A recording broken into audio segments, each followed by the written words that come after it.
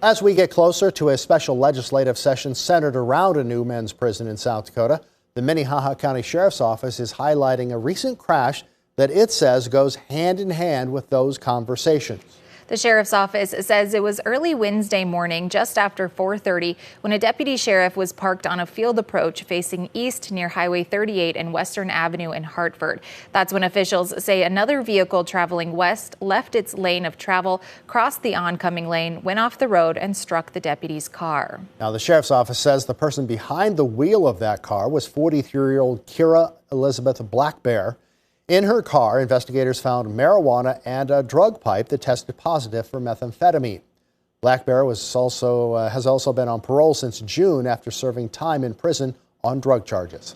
While Blackbear served her time in the South Dakota Women's Prison in Pierre, Chief Deputy Jeff Gromer says this case highlights the need for a new prison as well as new rehabilitation services. We hear it day in, day out on the discussions about this prison, the discussions about rehabilitation, the discussions about recidivism, and this case points exactly to many of those things. Recidivism is when a person returns to prison within 3 years of release because of a new offense or technical parole violation. According to the Department of Corrections, the state's recidivism rate has hovered around 42% between 2002 and 2020. It peaked at 46% in 2007. And there's so many of these cases and it seems to be becoming more and more frequent, that as we deal with them, the offender tends to be on some sort of parole or some sort of other supervision.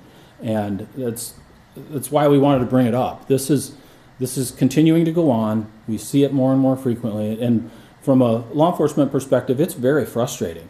Wednesday's crash isn't the only case we came across today involving a suspect already familiar with the prison system. 24-year-old Kobe Jones Borgman was sentenced to 2 years for burglary in 2024. He served 2 months and was released on parole. Since then, he's faced several drug charges and was most recently charged in connection with a drive-by shooting. Tonight, he's listed as an inmate in the Jamison Annex. 30-year-old Kimberly Taylor has also been charged in connection to the drive-by shooting. According to court documents, 4 people were inside the house that was shot at, including 2 kids who were on a couch that was hit by a bullet, but there were no injuries. As for the crash, Gromer says both Blackbear and the deputy were transported to the hospital following it. He says the deputy was released, but he didn't have an update on Blackbear.